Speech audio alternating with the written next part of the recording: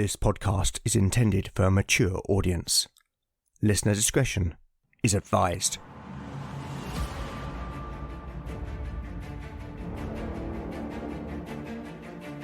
Welcome back to Legend of the Bones.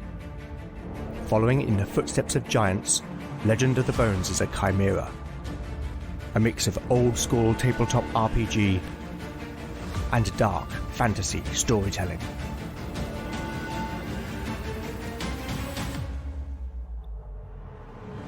As its name might suggest, in Legend of the Bones the dice rule. There'll be no rerolls, no fudging the dice, no metacurrency. The roll of the bones will determine the character's destiny, and no one will be spared their fate. None shall escape the destiny of bone.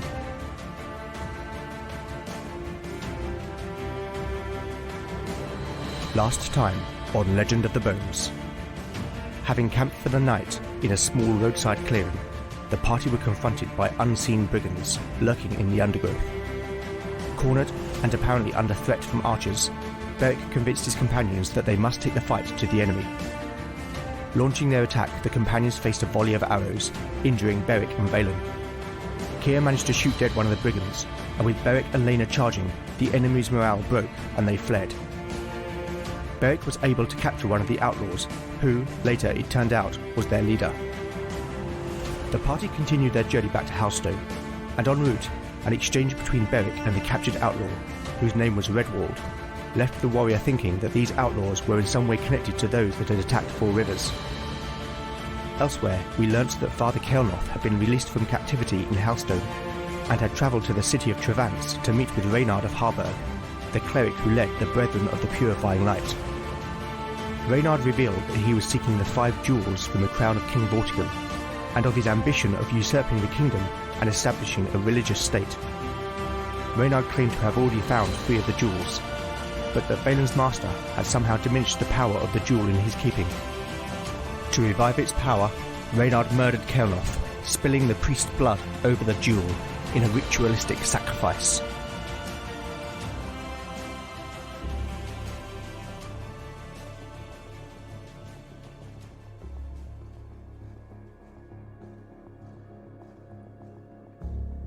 Chapter 18, Part 1, Day 23, Early Evening. Party status: Beric, 22 out of 23 hit points. Lena, 16 out of 16 hit points. Keir, 10 out of 10 hit points. Valen, 11 out of 11 hit points. Spells available: Valen has memorized Push, Shield, and Soothe. Lena can pray for 1 first-level miracle. Twilight was descending as the companions passed once again through the gates of Housestone. The air was rich with the heady smell of seaweed, salt and fish. By now, most folk were beginning to return to their homes, and whilst the evenings were becoming lighter, the soft glow of candlelight could still be seen from many dwellings. Others, mainly young men and women, were making their way to the town's numerous taverns, and the atmosphere in the streets was notably lighter. The party proceeded down the high street, and as they passed the Anchor Tavern, the sound of laughter and conviviality drifted from the open door, along with the pungent aromas of cooked meat, ale, and pipeweed. The companions looked on with jealous eyes, but the tavern's comforts would have to wait, for they had need to speak with Braddock first. They crossed the now deserted market square, and Keir pulled the wagon into the courtyard of the barracks stables. A boy came from a small hut to take care of the horses, and Keir tossed the boy a shilling for his trouble. The rogue climbed down and patted the horses on the necks. "You've done well." The pair bobbed their heads. "See they get a good stable, and fresh hay," he said to the boy. "They've earned it." The rest of the companions alighted, carrying sacks with the treasures of Four Rivers.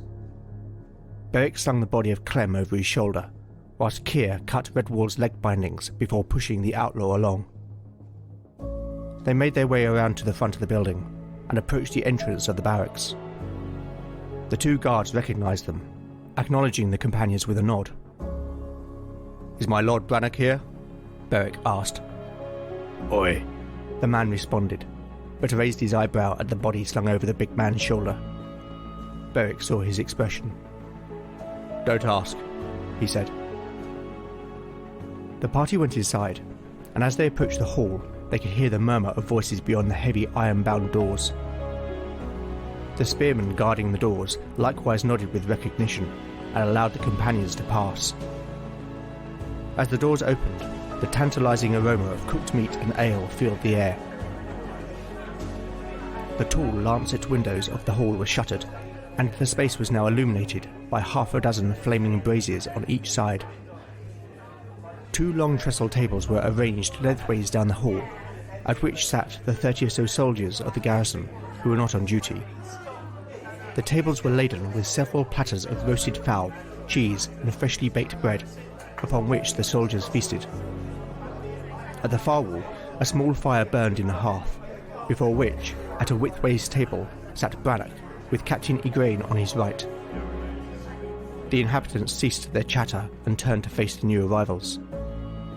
Whispers could be heard as the companions walked between the soldiers towards the Reeves table, not least because of the body that Beric carried, and the prisoner among them, but the companions' clothes were also filthy and their armour in need of repair. Brannock stood as the companions approached, never taking his eyes off them. Beric stopped and lowered Clem's wrapped body to the floor. He gave a short bow, then looked the Reeve in the eye. "My lord."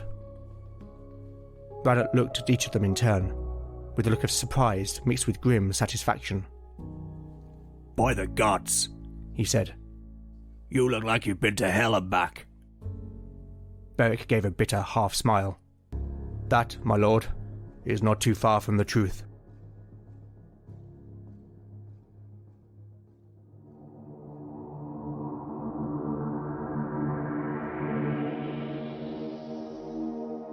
So the party had made it back to the relative safety of Halstone, and this would give them a brief respite and the opportunity to rest, repair, and resupply. But before that can happen, their companions will need to debrief with Brannock. With that in mind, I think it's time to consult the GM Oracle to establish what part, if any, that Redwald has in the wider emerging story. So first up, I want to know if Redwald and his men are part of the gang that attacked Four Rivers. A 4. That is a yes but. Okay, so maybe that but means that Redwald's group are part of the gang, but not directly involved in the attack. As Redwald is the leader of a group, is he part of the gang's inner circle? A 3. That's a no but. So he's not high-ranking in the gang, although that but suggests he might know something about the gang's motivations, who has been paying them, or even their association with the Brethren of the Purifying Light. Is that true? A 6. That is a yes and. I wonder. I'm going to ask one more question, but I'm not going to reveal what it is just yet. Alright, this could be interesting. So let's get back to the story.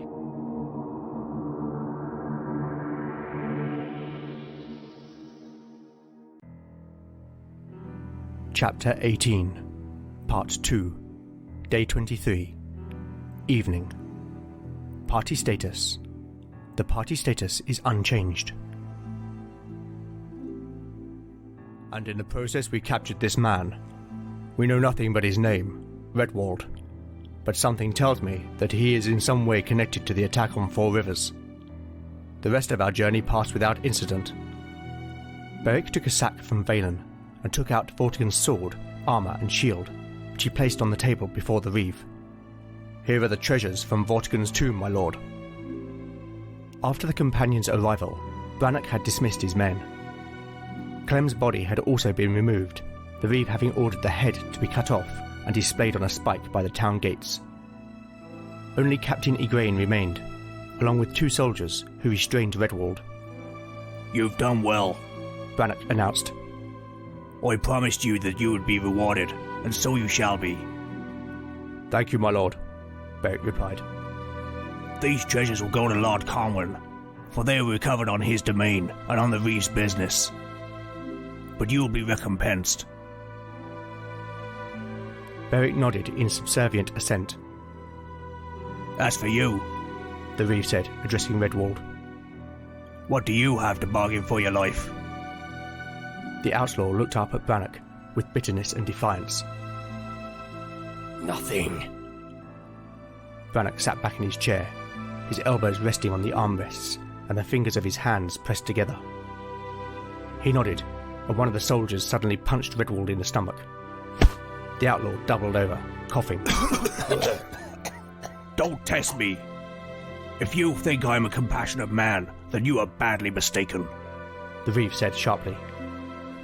Still bent, Redwald laughed. It was sardonic and full of mockery. He spat before straightening himself. If you think I'm afraid by your pathetic intimidation, then you are the one who's badly mistaken.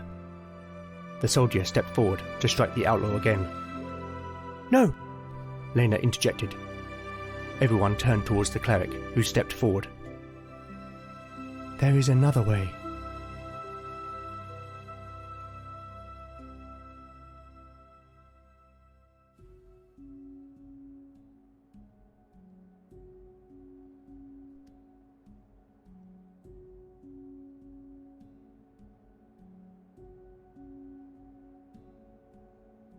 Dramatis Personae. Lena. The candle burned low as its soft light gently illuminated the bedchamber. The hour was late, and the earlier noise of the tavern's barroom below had long since died away. The only sounds that now drifted through the shuttered window were the gentle lapping of water and the flapping of rigging in the breeze. The Mermaid was a typical quayside tavern, whose patrons, typically sailors and dockworkers, changed as frequently as the ships in the harbour. Anonymity was easy in a place like this. Lena lay nestled against her lover, her hand resting on his bare chest. She hated the room. The air was tinged with the sour odour of old ale. The gaps in the floorboards were so wide that you could see the barroom below, and where there was a rug, it was threadbare and moth-eaten. But still, it was a place where she and Merrin could be alone, away from prying eyes.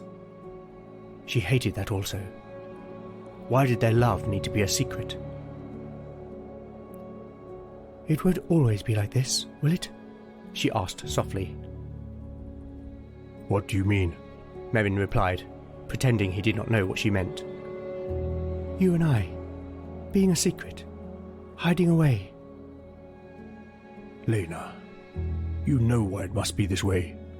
Lena moved to prop herself up on an elbow in order to look at him. No, I don't. Priests are not forbidden to love, and there are plenty who marry and have children, she argued. Merrin rolled onto his side to face her. He sighed and then reached out to tuck a stray lock of Lena's hair behind her ear.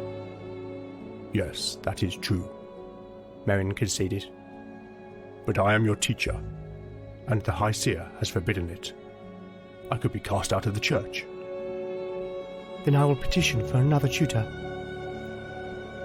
And the High Seer would know. He is no fool, Lena. He stroked her face. You know this. Lena nodded meekly, her eyes downcast. Merrin gently lifted her chin so she would meet his gaze. Come now. Can we not just be happy as we are? Merrin asked, but it was not really a question. And instead of kissing her, as she had expected, Merrin got out of the bed and began to dress. Where are you going? Lena asked in dismay. I need to get back. I am leading matins in a couple of hours. Yes, of course, Lena added, somewhat dejected. She watched him as he finished dressing. Merrin? Yes? Do you think I shall ever receive the word? Merrin stopped and turned to face her. Of course I do. Why do you doubt yourself? He asked. It's just, I know that some novitiates do not. Well, that is true, Merrin said, giving confirmation to Lena's fear. But even those who do receive the word sometimes only do so once. For reasons that only they know, the 9 do not always speak or answer the call. He smiled kindly and came to sit on the bed beside her. I'll tell you a secret. I myself have only once received the word. Lena looked at Merrin, her eyes wide with surprise. Really? Merrin nodded. But that is not important. What is important is following the scriptures and upholding the traditions of the church. But how does that bring us closer to the 9? The scriptures were written by people, not by the gods. Merrin slightly recoiled. He looked a little disappointed. Be careful, Lena. Such talk is heresy. Speak of such things in public, and you will have the brethren come calling. The brethren? The brethren of the purifying light. They are fanatics. They seek out heretics and send them to the pyre. Can they really do that? Not in God's court. They were banished from the city some years ago, after they falsely accused the alderman's niece of being a witch. But in some places, I hear their influence grows. Somewhere in the distance, a bell tolled 3 times.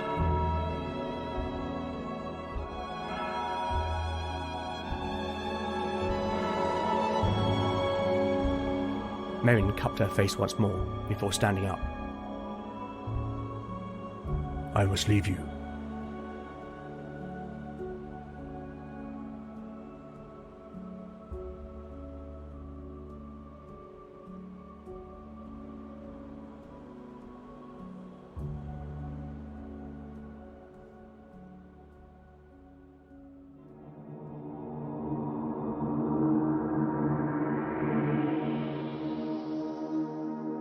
For reasons which you may have already guessed, Redwald will not break easily. In fact, he is prepared to take his secrets to the grave. But as I was considering this, I remembered that clerics have access to a miracle called Cause Fear. Now, the basic expert rules for this miracle state that the target must make a successful save versus spell or flee for 2 turns. Well, Redwald clearly cannot flee, so I will rule that if he is affected by the miracle, he will answer any questions truthfully for the duration. However, first things first, Lena must pass a wisdom check for the miracle to be granted. She needs to roll a 17 or less. A 2. So far so good. As a 3rd level rogue, Redwald must roll a 15 or more in order to save versus spell. Here is the roll. Okay, let's see what happens.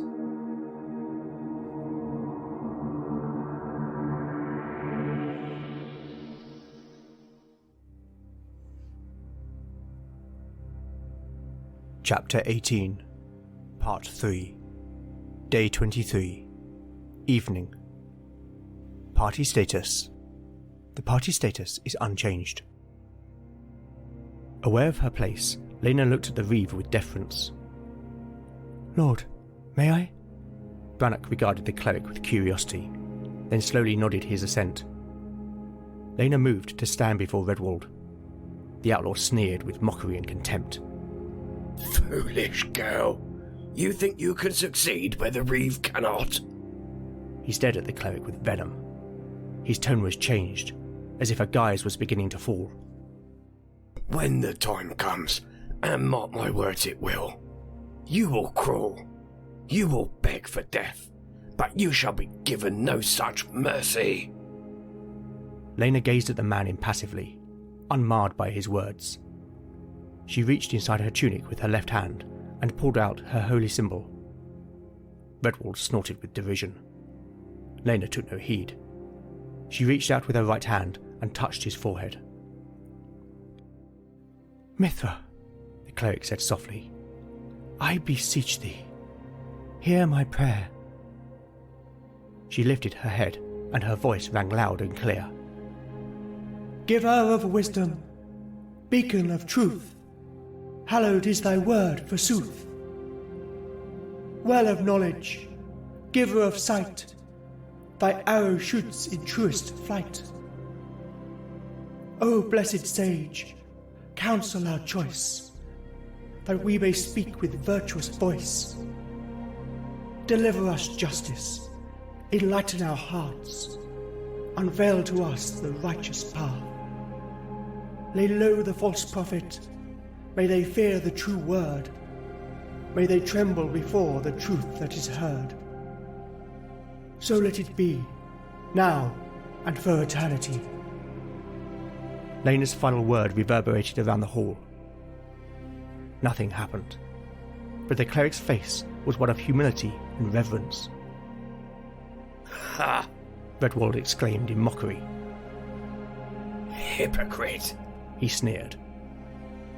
Apostate! I've seen how you look at the warlock. You're the whore of a heretic. You're... Redwald's tirade was suddenly interrupted as Lena gasped. Her eyes rolled up, leaving only the whites visible as an inexplicable wind began to swirl around her, whipping up her cloak and tunic. Everyone took a step back, though somehow the soldiers had the wit to retain their hold on their prisoner. Lena's hair had become unravelled from their braids, and her auburn locks now danced around her head like flames. The torches spluttered and went out, plunging the hall into darkness. Then, a soft golden light began to emanate from the cleric. It grew brighter and brighter still, until it was almost blinding. Those assembled shielded their eyes, as Lena raised her hand to point at Redwald. Tremble, false prophet, bow before the glory of the Nine, the cleric commanded, her voice strange and unnatural, yet imbued with power. Redwald was overcome with fear and panic. He wailed and pulled against his captors, desperate to flee before the presence of righteous fury. On your knees! The soldiers stepped back, levelling their spears at the outlaw, as he dropped to the floor. He wrung his hands in pleading submission. Mercy! Mercy! He cried pitifully, his body shaking. Thou wilt speak truth first. Yes, anything. What know you of the attack on Four Rivers? It was L4 Kano's gang. Redwald replied, cowering. Why did they attack Four Rivers? They were paid. Paid by whom? Maylor. Who is this Maylor? He is a steward to Lord Polmere. But he is more than that, is he not? Yes. There were tears now streaming down the man's cheeks. Do you share Maylor's fealty? Yes.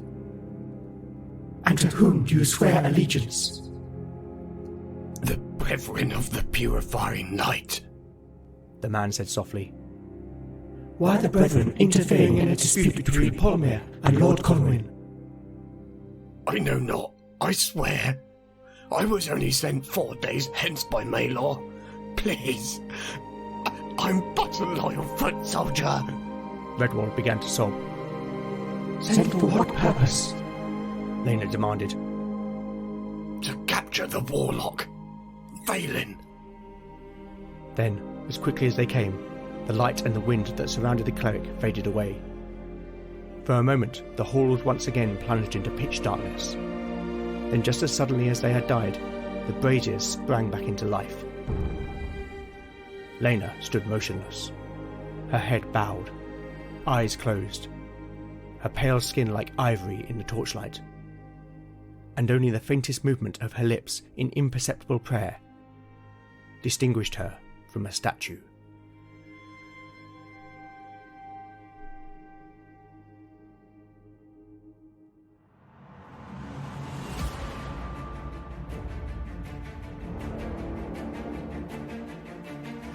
Thank you for listening to Legend of the Bones. If you like what you've heard, then please consider giving it a 5-star review in your podcatcher of choice. Positive reviews really do help the show reach new listeners.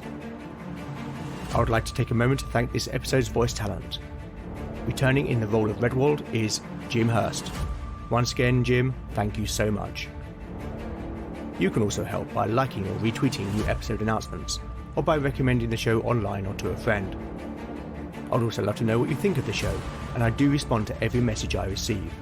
So with that in mind, You can contact me on Twitter at legendbones, Instagram at legendofthebones, email at legendofthebones@gmail.com, or go to legendofthebones.blogspot.com for show notes, character profiles, maps, and more.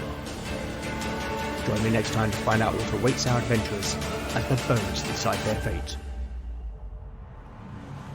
None shall escape the destiny of Bone.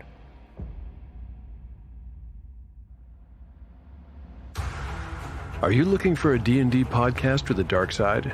Something more like Game of Thrones and less like Monty Python? Tale of the Manticore is part dark fantasy audio drama, part solo D&D RPG. There's no plot armor here. The dice make all the important decisions. Join me as I resurrect the excitement, wonder, and emotion of old school D&D. Made for a mature audience, Tale of the Manticore is both a fiction and a game. It's the story where chaos rolls.